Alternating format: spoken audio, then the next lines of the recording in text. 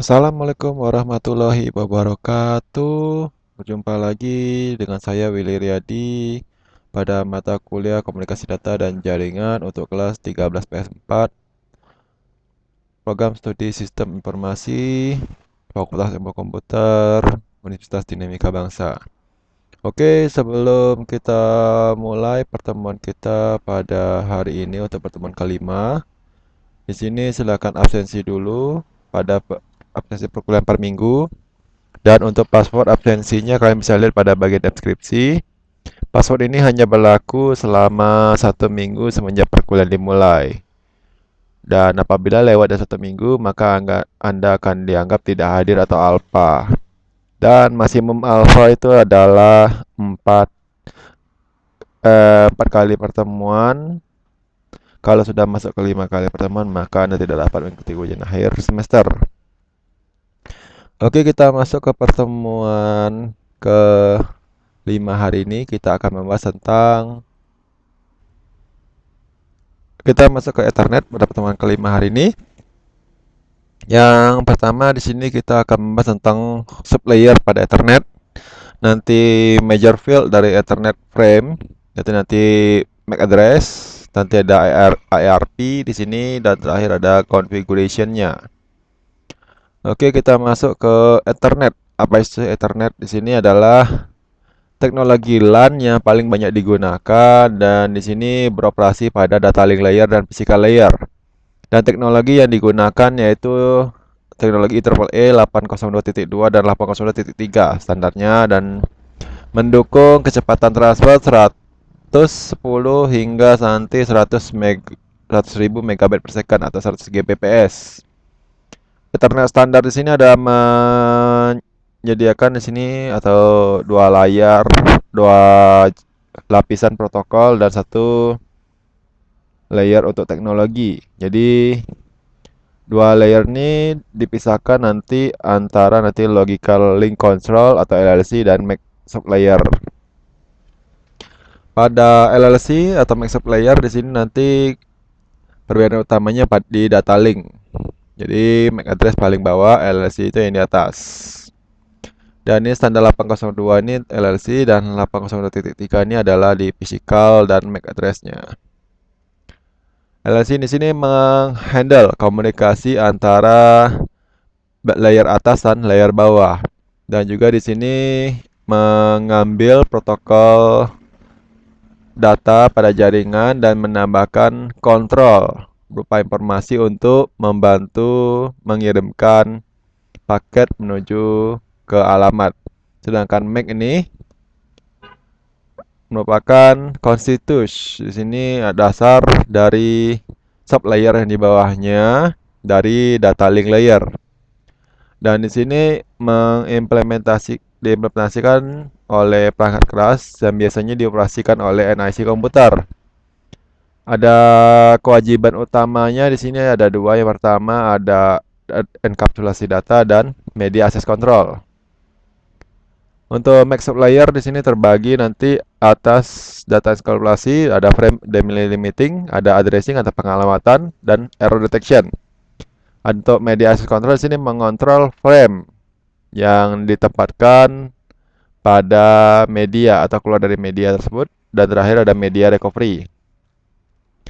Untuk 802.3 media access control di sini ada masing-masing ada physical, ada coaxial di sini, ada UTP, ada SDP, ada fiber optic. Di sini masing-masing punya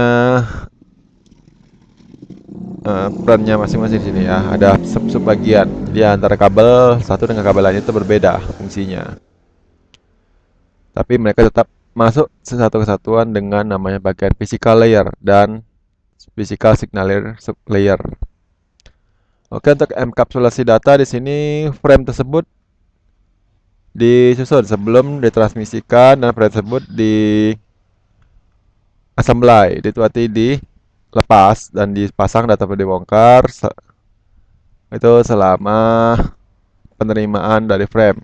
Dan MAC address ini layer MAC address ini di sini ditambahkan sebagai header dan tailer, berarti awal dan akhiran pada network layer video. Di sini menyediakan tiga fungsi utama. Yang pertama, frame delimiting, yaitu mengidentifikasi grup dari suatu bit yang mana membuat sebuah frame.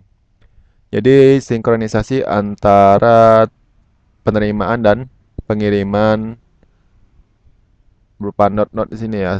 Oke, di sini selanjutnya ada pengalamatan di mana masing-masing Ethernet header di sini ditambahkan sebagai awalan dari sebuah frame. Ini terdiri dari physical address dari MAC address di sini, dan dia ini mengizinkan sebuah frame untuk dikirimkan melalui destinasi node di sini ya, tempat tujuannya.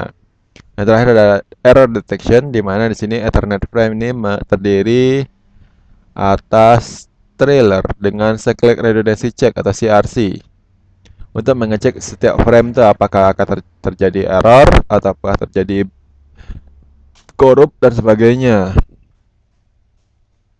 MAC itu adalah kepanjangan dari Media Access Control, di mana nanti untuk kewajibannya yaitu mengganti frame pada media dan menghapus frame pada media, mengkomunikasikan secara langsung dengan physical layer jika ada beberapa device pada medium yang sama untuk mengirimkan data secara simultan atau terus-menerus, maka data tersebut akan bertabrakan. Ya, sebagai hasilnya nanti terkoruplah data tersebut dan tidak dapat digunakan.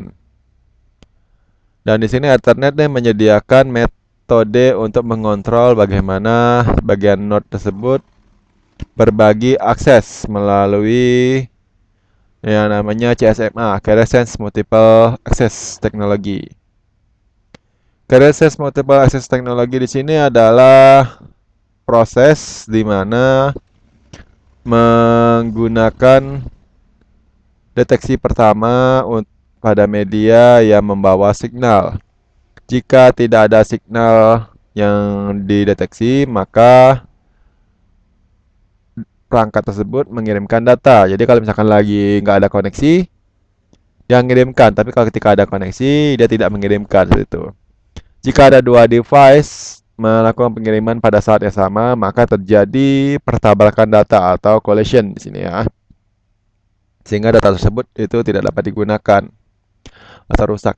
Jadi di sini pada secara garis besarnya, di sini ketika dia mau mengirimkan sebuah frame atau datanya, di sini dia harus tahu dulu apakah dia siap untuk menerima data atau dia siap untuk mengirimkan data gitu loh. Oke, di sini untuk CSA collision detection. Jadi perangkat memonitor media untuk keberadaan sebuah signal data. Jika signal data ini tidak ada, mengindikasikan bahwa media tersebut bebas dan device akan mengirimkan data. Jika signal data terdeteksi, maka perangkat lain yang mengirimkan pada waktu yang sama akan mengirimkan atau akan menyetop pengiriman data dan mencoba lagi lain waktu. Di sini ketika Ethernet network yang didesain oleh CSMA atau CD Technology dengan today hari ini intermediate device collision pastinya tidak terjadi dan proses yang dibuat oleh CSMA atau CD lebih tidak dibutuhkan. Untuk koneksi secara wireless pada lingkungan LAN di sini masih memiliki terkadang-kadang ada pertabrakan data, makanya wireless itu agak sedikit rentan ya. Untuk metode yang paling umum digunakan adalah CSMA atau Collision Avoidance atau CSCA untuk media access yang menggunakan signal data. Di sini jika media datanya itu free atau bebas, maka device baru mengirimkan notifikasi melalui media. Berarti dia ingin menggunakannya. Ketika ada device tersebut nanti mengirimkan data dan itu biasanya digunakan pada teknologi wireless. Contohnya WiFi di sini dengan standar 802.11. Jadi kalau untuk CA atau collision detection, kalau di sini CA untuk collision avoidance di sini ya. Jadi ada CA sama CD. Collision detection untuk yang Ethernet yang periksa kabel, kalau CA di sini untuk via wireless. Oke, di sini ada kita lihat untuk layer pada Mac ada 48 bit berupa 12 hexadecimal digit. Di sini IEE di sini memungkinkan ada dua simple rule atau peraturan yang mudah. Yang pertama harus sudah di sini mengirimkan 3 bit yang pertama. Yang kedua di sini MAC address dengan OUI sama di sini harus ditetapkan sebagai unique value pada digit 3 terakhir. Oke, organizationally unique identifier. Nanti ada NIC, ini ada 24 bit, ada 6 bit hexa, ada di sini jenis hexanya. Nanti ada routernya apa yang digunakan, contohnya Cisco atau device lainnya. Untuk MAC address di sini biasanya ditetapkan pada server, printer, komputer dan lain sebagainya. Di sini contohnya MAC address adalah kombinasi alamat yang berbentuk heksadesimal. Dia dipisahkan dalam bentuk titik dua atau garis atau titik saja, tergantung dari penggunaannya. Ini contoh dari MAC address. Dan dia fungsinya mengirimkan pesan pada jalur Ethernet dan mengambil di sini atau menempatkan header pada informasi dari paket tersebut yang berisi alamat dan tujuan dari MAC address tersebut. Jadi masing-masing NIC di sini melihat informasi jika destinasi dari MAC address sini pada frame cocok dengan alamat fisikalnya yang tersimpan di RAM, maka dia mengirimkan. Tapi kalau tidak cocok, maka dihapuslah frame tersebut gitu. Jadi destination dari MAC address di sini ketika cocok, maka NIC Network Card ini mengizinkan frame tersebut naik sampai ke OSI layer, di mana nanti proses dekapsulasi di sini dilaksanakan. Jadi kalau dekapsulasi itu berarti penyusunan kembali supaya informasi tersebut yang dikirimkan bisa kita pakai.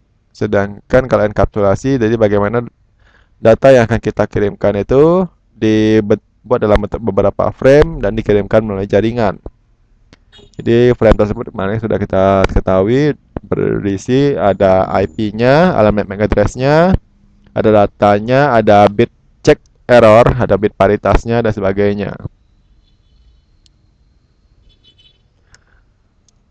Oke, di sini untuk Ethernet 2 tipe I802.3 standar di sini mendefinisikan minimum frame sebagai 64 bit byte di sini dan maksimumnya 15-18 byte di sini. Jadi kurang dari 64 byte maka dianggap sebagai collision fragment. Jika ukuran dia transmisikan itu lebih kecil dari minimum atau lebih besar dari maksimum ketika menerima data frame tersebut, maka di sini perangkat akan membuang frame tadi. Pada physical layer di sini perbedaan versi dari Ethernet mungkin terjadi sesuai dengan metode ataupun untuk deteksi dan penempatan data pada media. Jadi contohnya di sini contoh 802.1Q VLAN. Ini ada tag protokol, di sini ada 2 byte untuk tag control information, di sini juga ada user priority 3 byte, 3 bits di sini dan seterusnya. Untuk standar IEE triple E 802.3. Di sini ada preamble, start of frame delimiter, destination address, resource address, panjangnya berapa, header dan datanya di sini 46 sampai 1500 tadi, dan frame check sequence urutannya. Oke, kita lanjutkan di sini. Untuk frame check sequence digunakan untuk mendeteksi error pada frame dengan menggunakan CRC 4 byte. Jika kalkulasinya cocok, maka tidak terjadi error. Jika kalau kalkulasinya berbeda, maka terjadi error. Kalau data dan path field di sini berisi enkapsulasi data dari layer yang paling atas. Kalau tadi kan ada OOC layer, ada TCP/IP layer.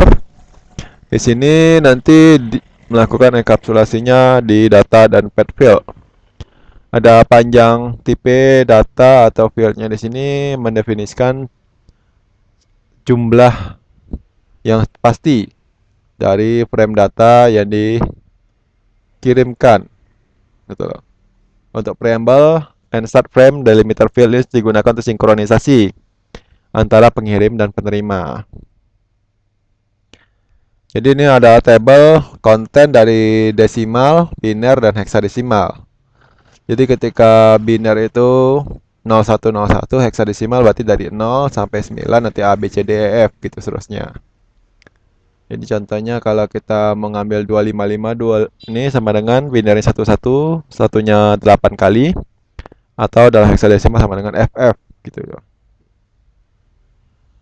Oke, MAC address representation di sini kita lihat di command prompt. Contohnya di sini CMD, kita cari klik aja di sini CMD. Kita klik di sini ipconfig all.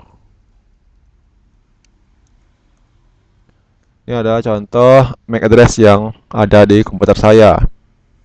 Di sini contohnya menggunakan untuk pas Ethernet. Di sini ada juga nanti ada physical address-nya, alamat fisiknya, ada dibilang MAC address-nya. Nanti ada DHCP, ada dan seterusnya. Untuk wireless contohnya di sini untuk IP versi 6, IP versi 4-nya berapa? Di sini semua ada.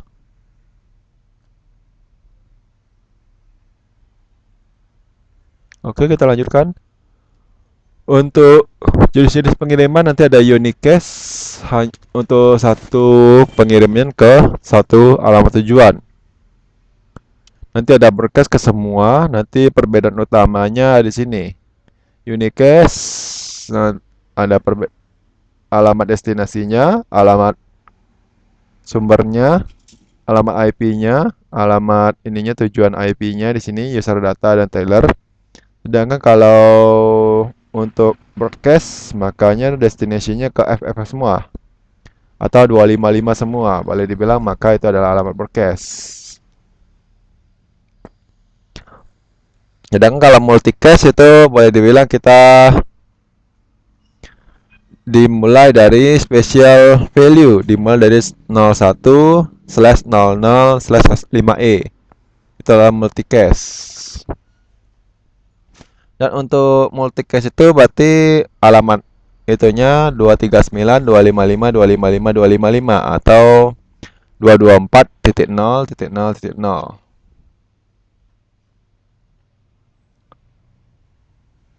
Oke, kita lanjutkan di sini. Untuk misalkan kalau alamat unicast, misalkan alamat ininya servernya tuh di titik 200, maka destination-nya titik 200. Tapi kalau misalkan ke semua berarti titiknya 255. Kalau 255 itu alamat broadcast.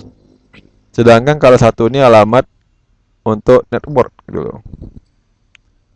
Jadi dikirimkan hanya ke spesifik grup. Gitu loh. Oke, kita lanjutkan di sini MAC address. Boleh dibilang alamat ini tidak bisa berganti, tertanam langsung pada perangkat kerasnya. Jadi boleh dibilang seperti nama orang dan dikenal sebagai alamat fisik. Karena biasanya diberikan langsung oleh NIC, Network Interface Card, langsung dari pabrikan. Kalau IP address di sini boleh dibilang alamat orangnya. Jadi alamat itu bisa berubah-ubah berdasarkan lokasinya saat ini, atau lebih dikenal dengan alamat logical karena di sini ditetapkan secara logikal dan ditetapkan pada masing-masing host oleh network administrator atau pengatur jaringan. Jadi kedua-dua antara MAC address maupun IP address di sini dibutuhkan untuk supaya komputer tersebut bisa berkomunikasi. Seperti kita tahunya itu ada alamat sama alamat sama namanya. Jadi untuk mengirimkan sebuah surat. Untuk end-to-end connectivity ada MAC address dan IP. Contohnya seperti ini. Apakah alamat sumbernya benar dan juga alamat tujuannya juga benar, itu nanti dicek lagi. Kalau misalkan alamat sumbernya kita blokir, maka otomatis data yang kita terima dari alamat tersebut akan dibuang gitu loh. Begitu pula nanti alamat tujuan misalkan kalau tidak cocok, berarti dia buang seperti itu. Pack frame-nya atau paketnya. Oke, untuk data link layer di sini merupakan protokol yang memimpin bagaimana format sebuah frame dan untuk digunakan pada berbagai media. Jadi misalkan kita tahunya media yang terbuat di Paris atau Jepang, di sini masing-masing punya protokol yang berbeda. Tetapi di sini ada yang namanya data link layer itu mengkomunikasikan per masing-masing layer.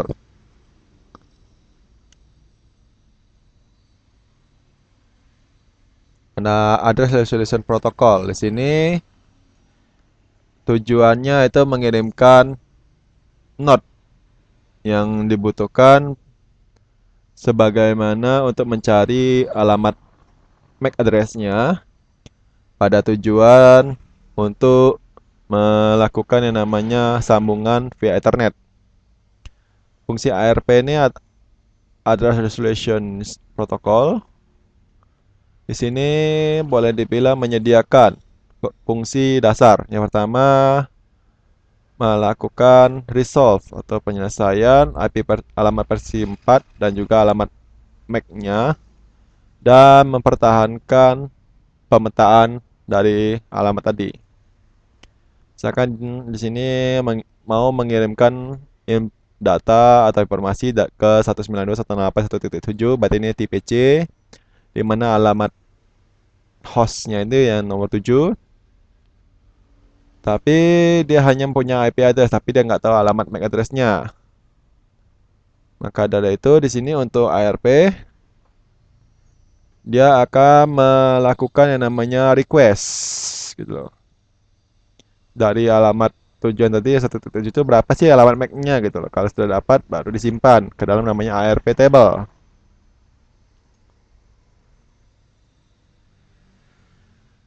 Kalau misalkan tidak ada device yang merespon dari ARP permintaan ARP tadi, maka paket tersebut dibuang karena tidak bisa dibuat. Karena kan tidak ada namanya MAC address-nya. Contohnya seperti itu.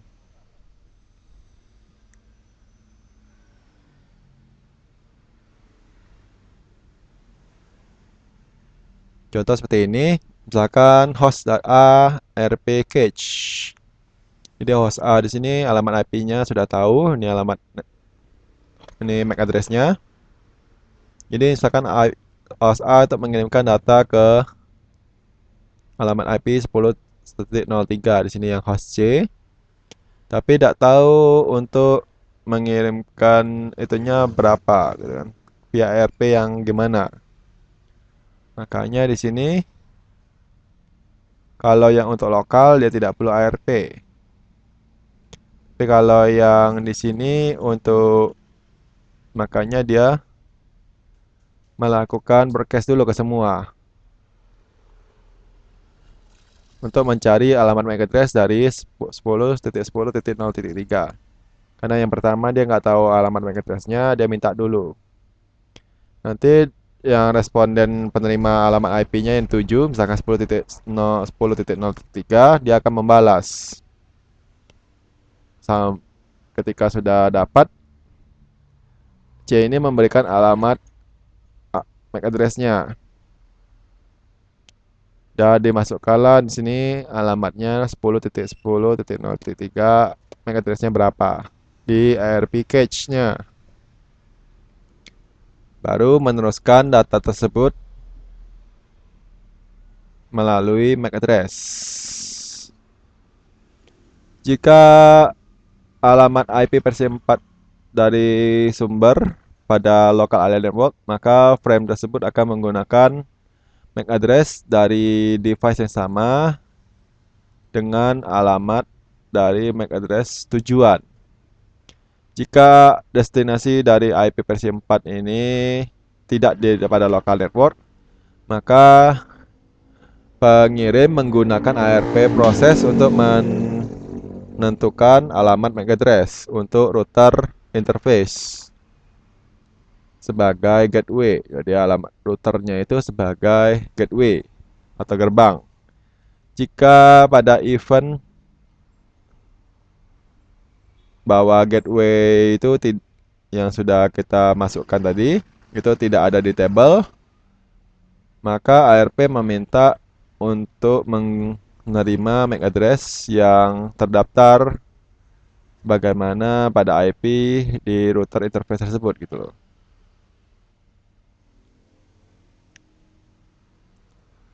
Di sini menghapus data dari ARP table. Jadi ARP ini boleh dibilang cache-nya untuk menyimpan data secara sementara, tidak digunakan dalam jangka waktu lama, dan nanti harus ada perubahan atau boleh dibilang perbaikan. Contohnya dia mengubah alamat IP, maka otomatis uh, data dari ARP cache itu nanti berubah gitu loh. Atau dihapus, maka alamat yang 10.10.0.3 itu dibuang. Jadi contohnya kalau pada halaman network di sini show IP ARP atau ARP min A gitu loh. Seperti itu. Jadi bagaimana IP di sini ARP dapat membuat masalah gitu loh. Di sini masalah utamanya ada broadcast overhead pada media. Jadi kalau kita menyebarkan atau meminta alamat MAC address-nya pada media, otomatis di sini terjadi overhead. Apalagi kalau misalkan yang minta banyak gitu kan. Yang kedua di sini masalah keamanan. Jadi cara mengatasinya, mitigasinya itu menggunakan switch.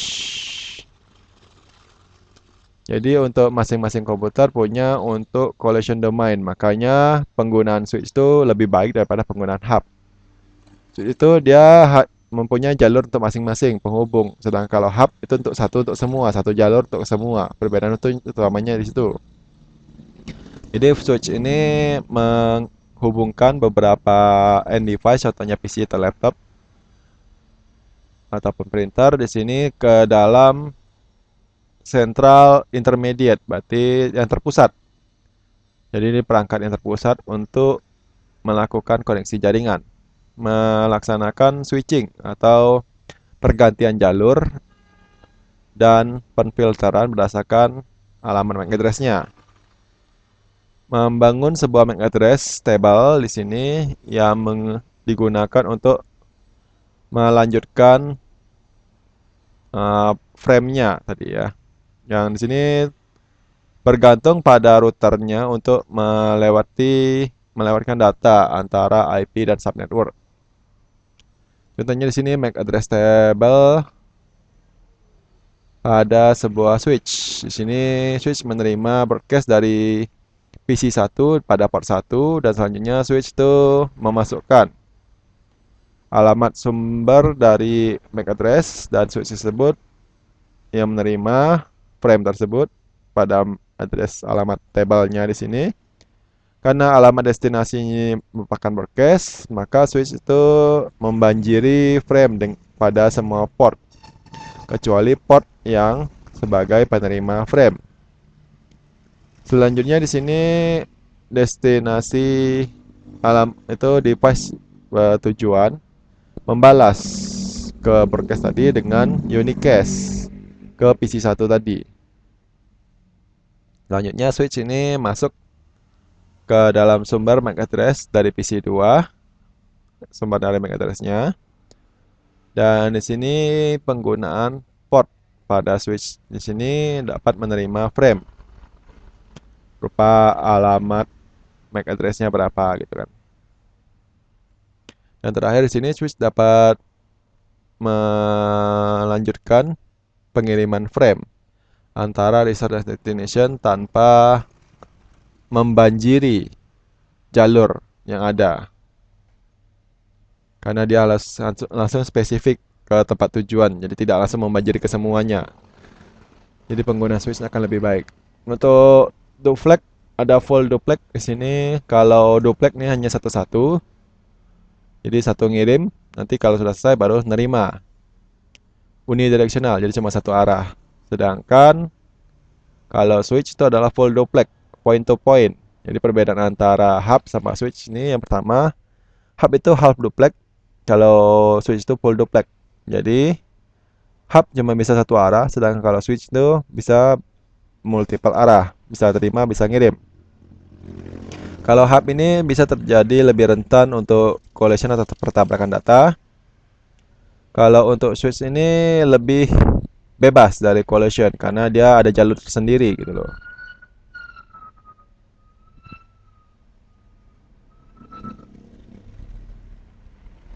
Ada auto MDIX di sini adalah mendeteksi tipe koneksi yang dibutuhkan dan mengkonfigurasikan interface secara langsung. Contohnya switch dengan switch, switch dengan router, gitu kan? Atau juga nanti switch dengan komputer atau router dengan komputer. Seharusnya gitu kan nanti kabel yang dipakai itu berbeda-beda.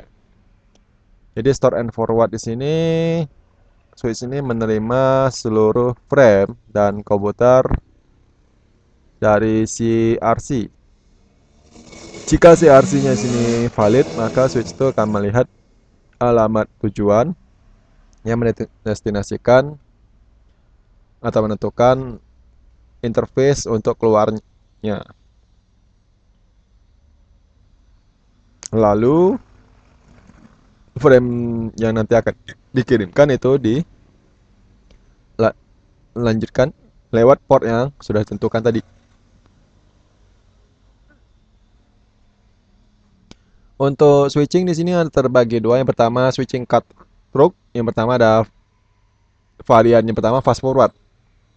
Jadi di sini untuk latensi atau keterlambatan yang lebih kecil, di sini dia langsung mengirimkan paket setelah membaca alamat tujuan, gitu loh.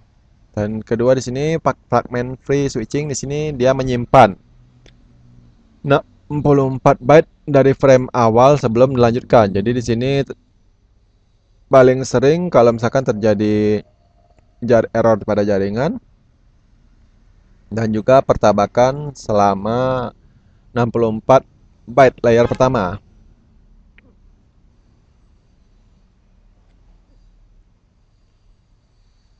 Ada juga di sini memory buffering on switch, ada port based memory, ada share memory.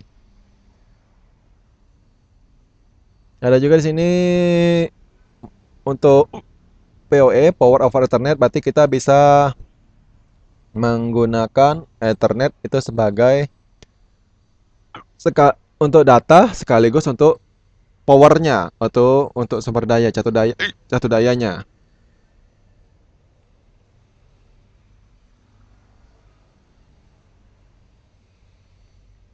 Dan di sini untuk modular configuration sama fixed configuration. Di sini fixed configuration switch, di sini fitur dan optionnya adalah terbatas.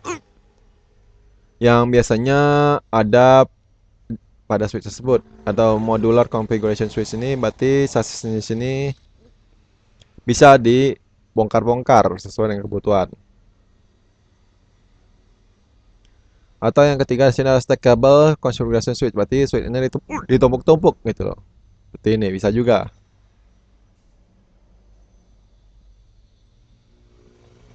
Untuk penghubungnya ini nanti bisa menggunakan gigabit Ethernet atau Copper atau optikal.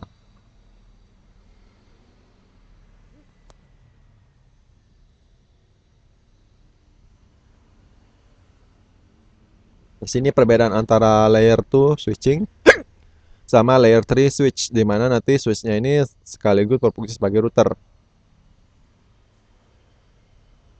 Sedangkan kalau switching ini nanti ada perbedaan, di mana layer 2 dengan router ini dia berbeda perangkatnya.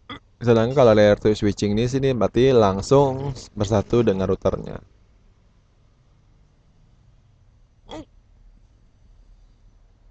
Untuk forward information base di sini FIB. Jadi secara konsep sama dengan routing table, di mana sebuah jaringan di sini menggunakan lookup table untuk membuat alamat destinasi berdasarkan switching destination melalui Cisco Express Forward Operation. Jadi akan terjadi update ketika terjadi yang namanya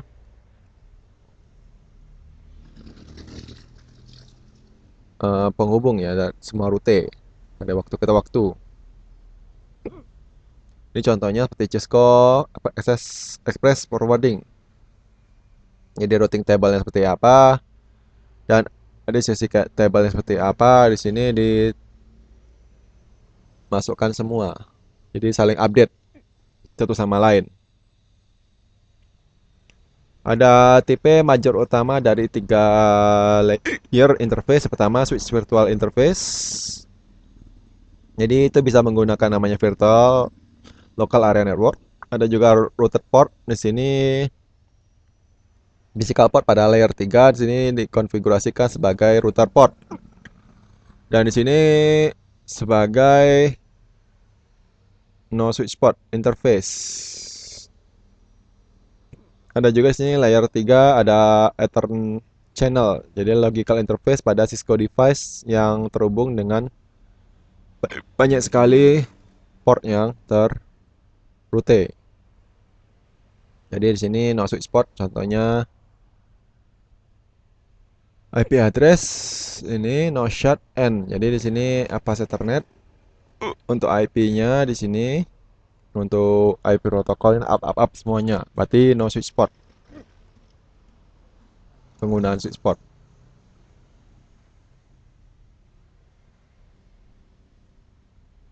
Jadi kita sudah membahas tentang layer 3 dan 2 pada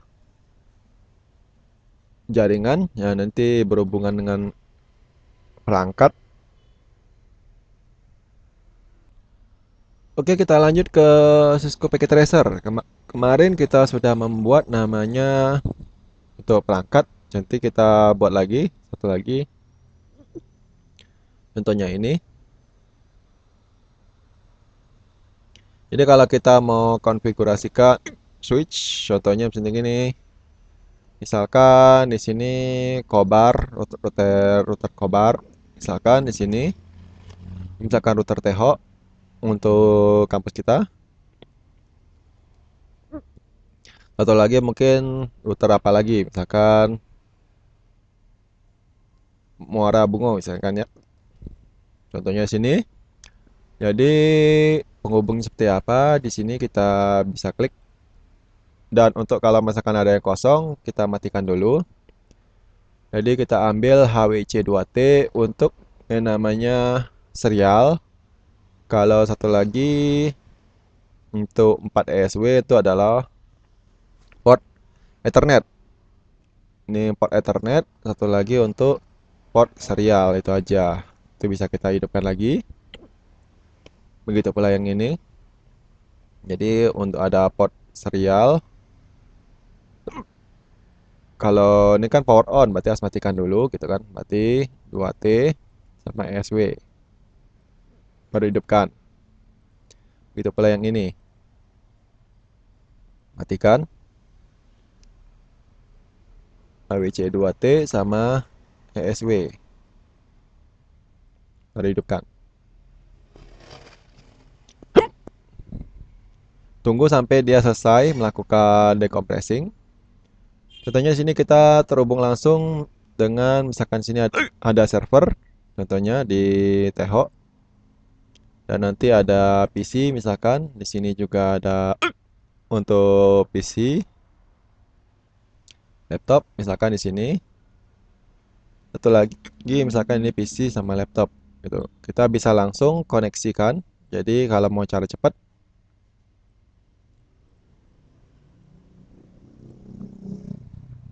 langsung pas Ethernet, gitu loh. Dan juga di sini pas Ethernet. Oke, di sini juga pas Ethernet.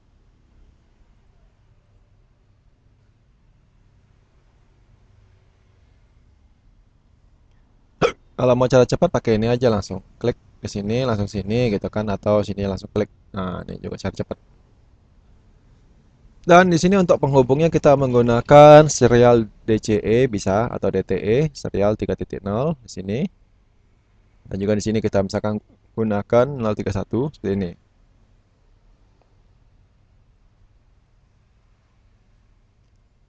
Oke, kalau sudah kita konfigurasikan alamat IP-nya kita tentukan.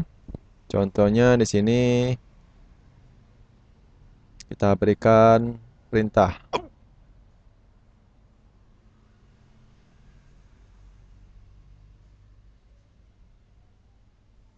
92.168. Misalkan di sini 200.1 slash 24 di sini. Kita lanjutkan di sini 192.168.200.224 kan? Atau di sini kita bisa gunakan select di sini.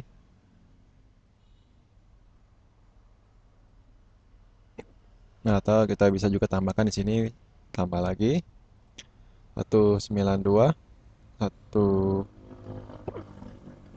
titik misalkan 225 misalkan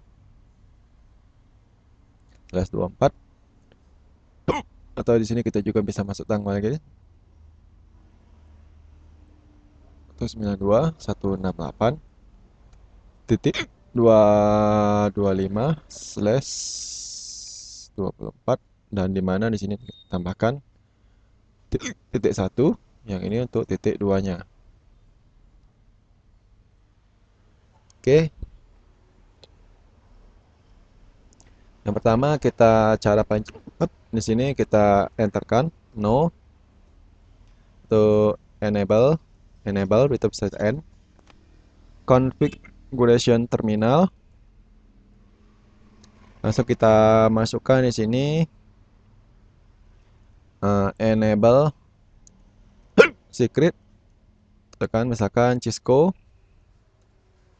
atau service password encryption gitu loh. Itu namanya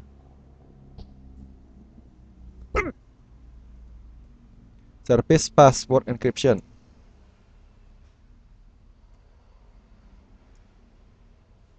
atau service pass atau sini password encryption sama aja sih, nggak masalah. Kita lanjutkan di sini untuk line console no password misalkan comdat line pty 04 di sini kita password misalkan jarcom itu kita bisa login misalkan atau misalkan di sini line console 0 lagi balik lagi kita langsung di sini login gitu. Itu aja nggak masalah kalau mau login nggak masalah yang penting sudah disetelkan passwordnya. Langsung kita masuk ke interface SE di sini 031 data nanti IP address 192.168.25 titik 2 255.255 titik 0 no shutdown Berikutnya kita bisa masukkan di sini alamat IP-nya, misalkan untuk server berapa gitu kan, tergantung kebutuhan. Misalkan 192.168.1.2/24. Yang ini misalkan 192.168.1.1/24. Yang ini kita masukkan misalkan itu 168.2.2.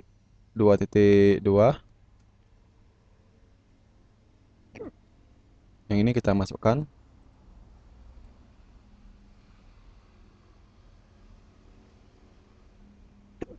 /24 itu. Yang ini kita masukkan 192.168.3.2.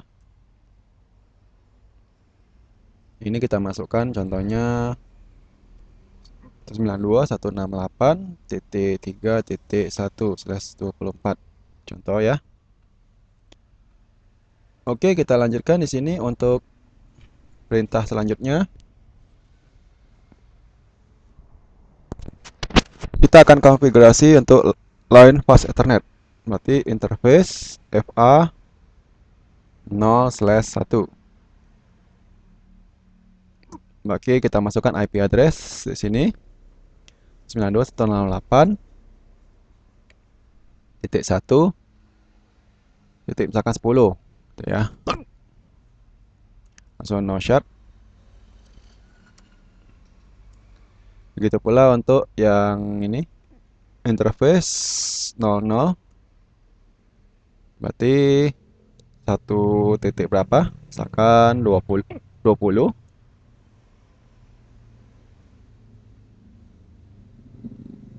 Karena di sini sudah berbeda jaringan, maka kita harus mengubah di sini ya.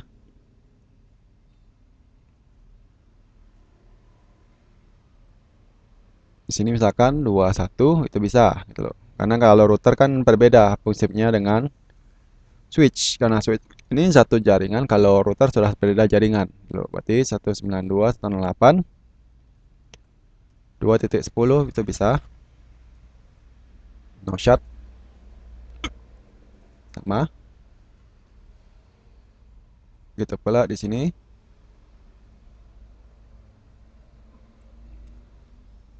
Yang di sini berarti 3.2. Ini 4.2. Nah, juga di sini misalkan 5.2,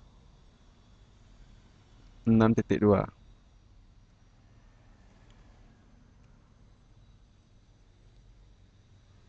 Selanjutnya untuk ini sudah.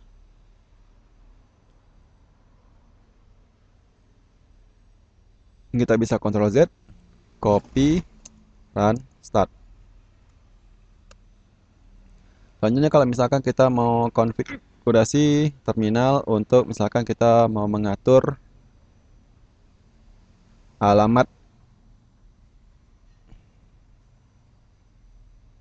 misalkan kita mau masukkan banner.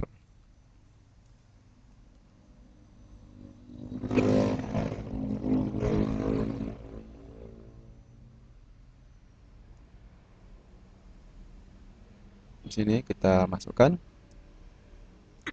perintah. Misalkan di sini thok.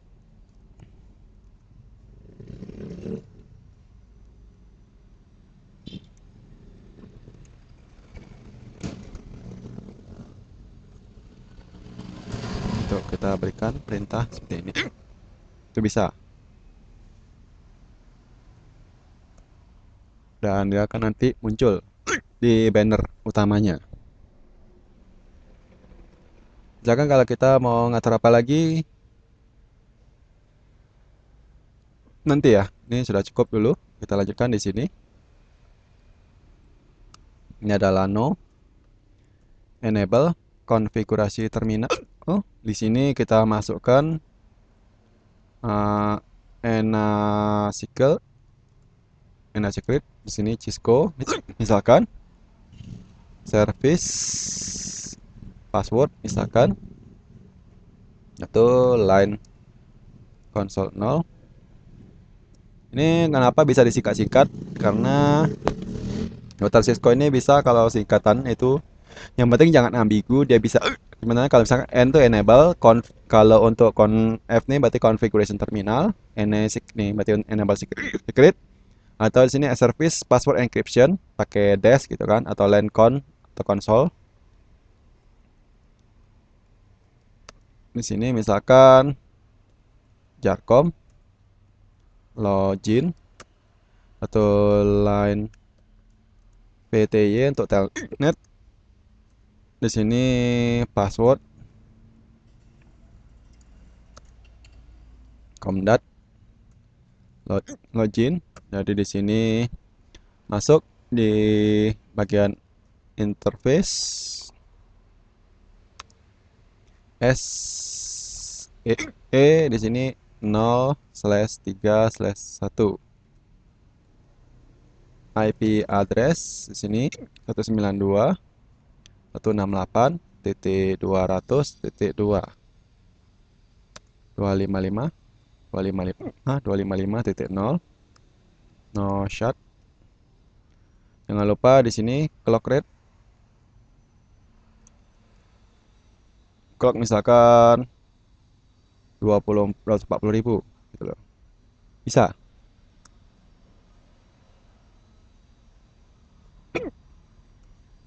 Gitu loh. Atau kita tambahkan clock di sini. Clock kasih rate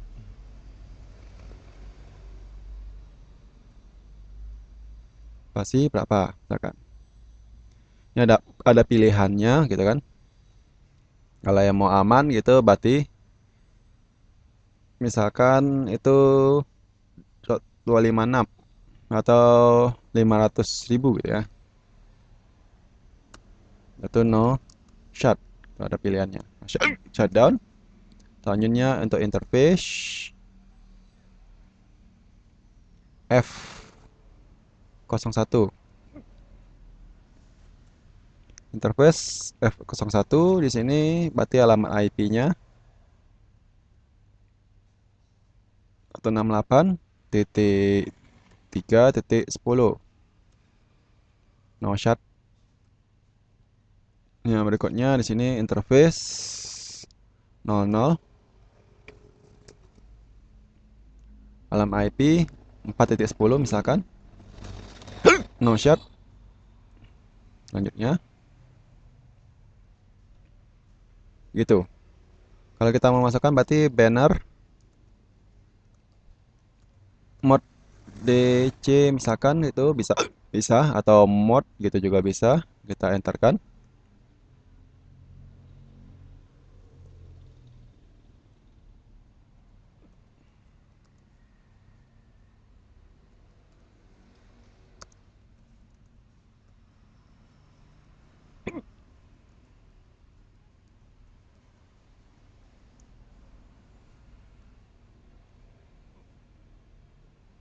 Ini kalau sudah DC kan. Oke, tinggal Ctrl Z, copy, run, start. Copy running start config sama startup config gitu aja. Enter 2 kali, selesai. Berikutnya kita lanjutkan di sini. Berarti di sini kita sudah tahu untuk 4.10, 3.10 untuk fast Ethernetnya, yang ini 2.10, 1.10 untuk itunya fast Ethernetnya. Yang ini kita bisa tetapkan. Untuk serialnya yang 3.0 belum ya? Berarti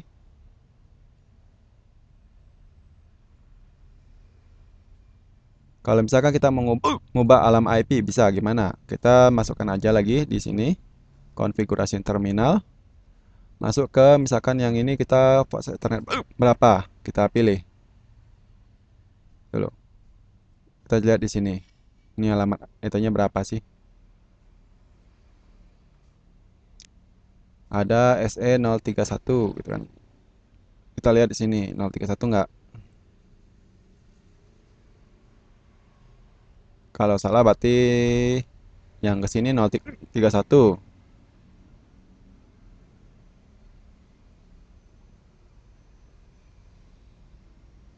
Yang sini kita lihat, klik klik aja. Nah, ini 031 0030. Berarti kita salah masukkan IP address, tidak sesuai dengan urutan, maka kita ganti di sini itu interface untuk SE031. IP address 192.168.255.1 255.255.255. Oh, begitu aja. Nanti otomatis berubah. Sini. Begitunya kita masuk ke interface SE030. Baru yang ini 200. Ini titik berapa? Kita sudah tetapkan ini titik 2.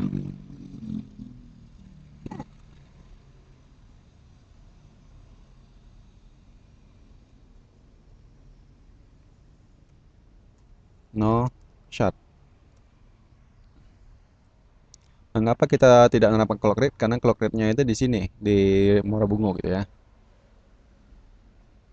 Oke, kita langsung Ctrl Z lagi, copy,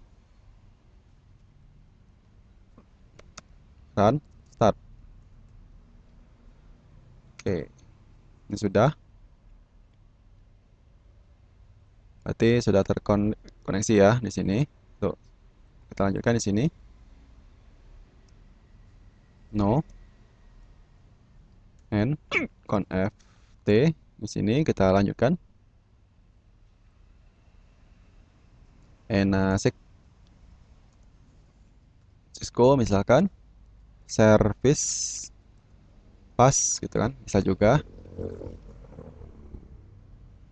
Itu nanti line console 0, password misalkan jarcom, login line pty 04, pas di sini comdat login.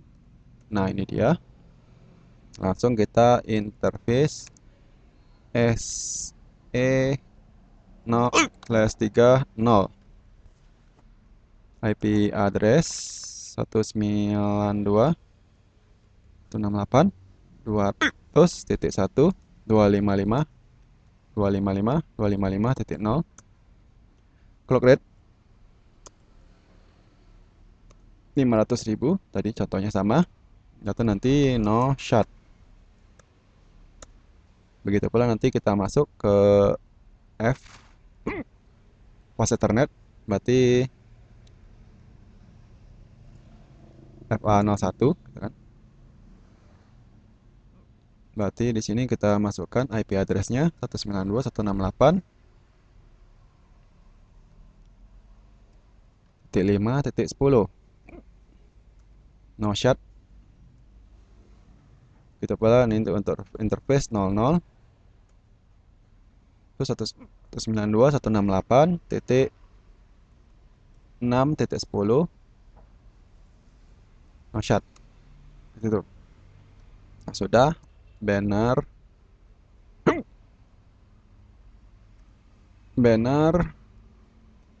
mode C gitu kan, boleh juga.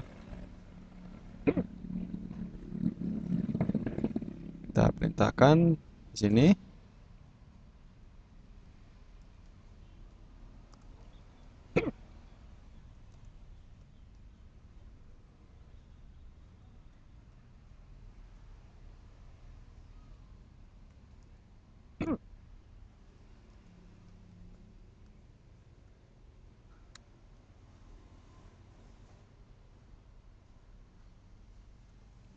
Kalau sudah kita C kan. Kita lanjutkan di sini. Ctrl Z, copy, run, start. Oke, Kalau sudah, kita atur IP-nya sini di desktop.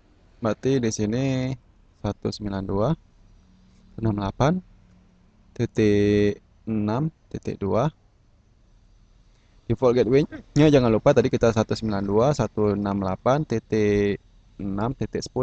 Itu default gateway-nya. Kalau sudah, kita close. Ini juga kita konfigurasikan 192.168.5.2 192.168.5.10 gitu. Kalau sudah, kita close. Default gateway ini penting kalau misalkan kita sudah menggunakan router. Tapi kalau kita tidak menggunakan router, itu boleh dikosongkan. Berarti ini 192.168 titik di sini 4.2. 4.10. Nah, ini karena default rootnya di router. Di sini 3.10.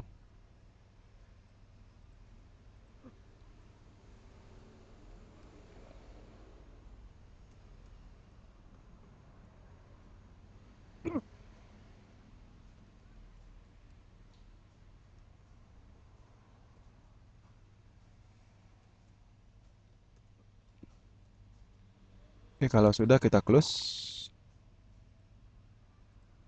Lihat aja di sini nanti ada IP address-nya 62.52.42, di sini 32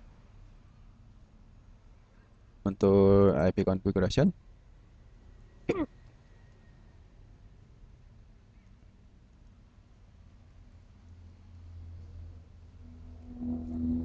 Oke, kalau sudah, close. Yang ini kita klik to desktop 192.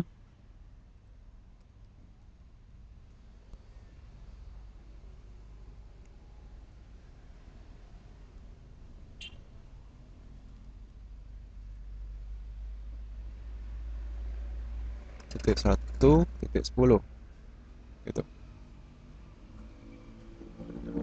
Oke, kalau sudah di sini jangan lupa nanti kita buat IP root gitu ya. Berarti di sini passwordnya apa? Untuk langsung di sini berarti comdat apakah masuk? Nah, ini masuk gitu ya. Nanti N, nanti Cisco. Tuh, passwordnya configuration terminal. Kita masuk di sini untuk yang pertama berarti IP root. Di sini kita mau mengatur routing. Berarti routing yang statik ya, RIP.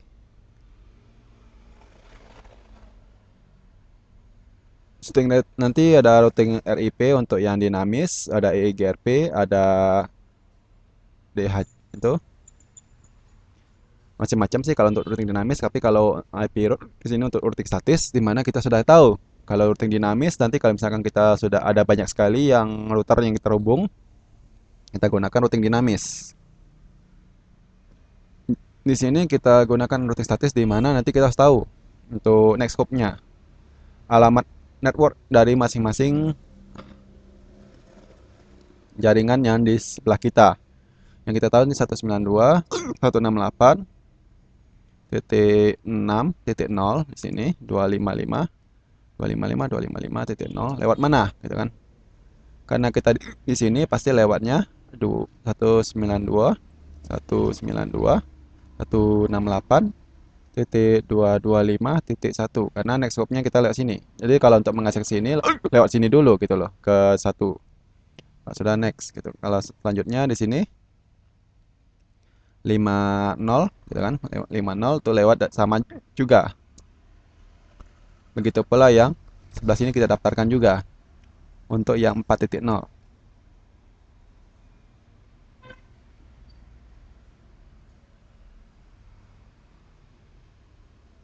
Kita daftarkan juga. Yang satu lagi yang untuk 3.0 juga sama. Tapi yang di kita gimana? Nggak usah didaftarin karena terhubung langsung. Sudah, Ctrl Z, copy, run start gitu loh. Sudah, kalau sudah di sini kita lanjutkan ke router tengah di configuration terminal IP route. Di sini kita tahunya untuk untuk sebelah sebelah kita ada apa sih? Dengan 192.168.255.255.0. Mengapa 0? Itu 219.168.0 ini alamat networknya. Lewatnya lewat mana? Itu berarti 192.168.225.2. Karena next hopnya di sini. Berarti kalau untuk menuju alamat 2.0 di sini.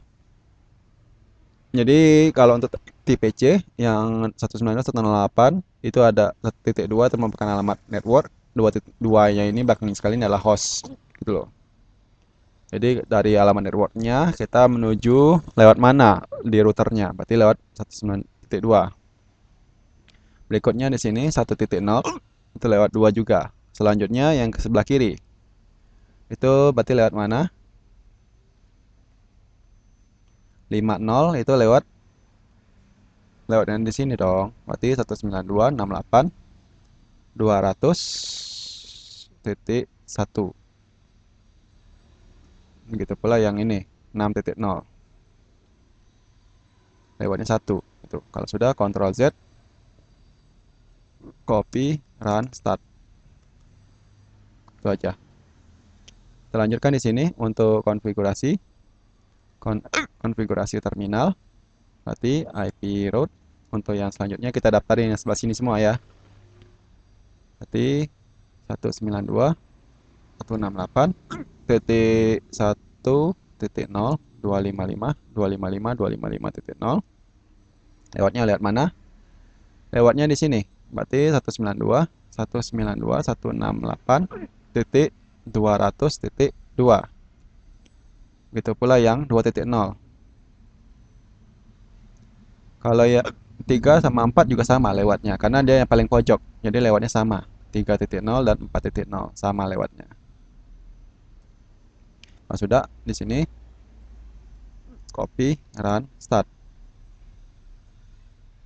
Mengapa seperti itu? Karena kalau yang tengah ini kita lewatnya lewat sini, yang kalau ke kanan kita lewat kanan gitu. Jadi next hop-nya yang di ujung sama yang di ujung. Tapi kalau yang kita sudah paling pojokan berarti kita ngambil yang sebelah kiri semua. Kalau kita di kanan kita ngambil sebelah kiri semua, atau kalau kita dari kiri kita ngambil kanan semua gitu. Oke, kalau sudah kita lakukan ping. Coba ping. Sini kan command prompt ping 192.168.1.2. Apakah bisa nggak? Seharusnya bisa. Ini kan dari PC yang paling ujung. Nah, bisa. Karena kita sudah IP root. Begitu pula nanti kalau misalkan 2.2 untuk servernya. Itu seharusnya juga bisa. Pertama RTO, karena dia mencari dulu. Setelah RTO, dia jalan. Begitu pula nanti kalau misalkan 3.2.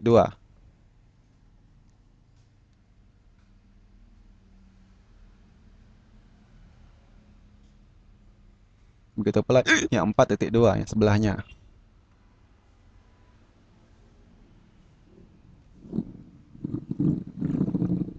Bagaimana kalau yang 5.2? Karena kan satu routing bisa gitu loh. Satu router gitu loh.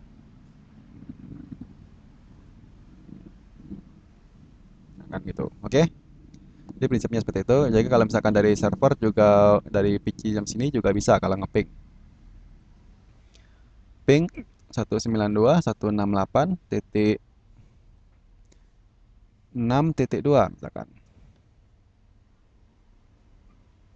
Berarti nanti 5.2 langsung ya kan. Karena kan sudah tahu rutenya. Jadi ada 3.2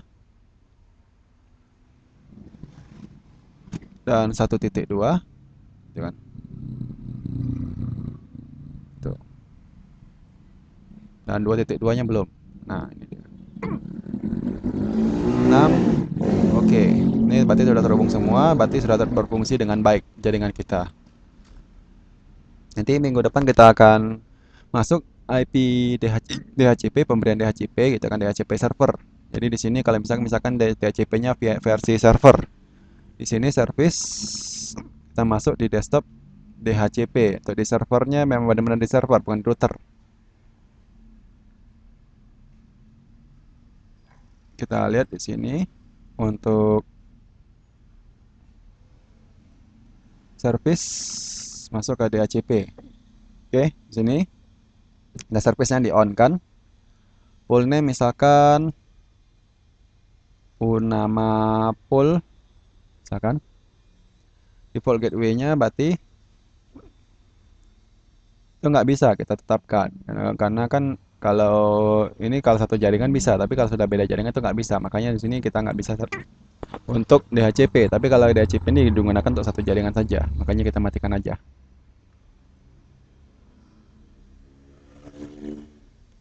Oke, sampai di sini pertemuan kita pada hari ini. Sampai jumpa minggu depan. Assalamualaikum warahmatullahi wabarakatuh dan salam sejahtera bagi kita semua.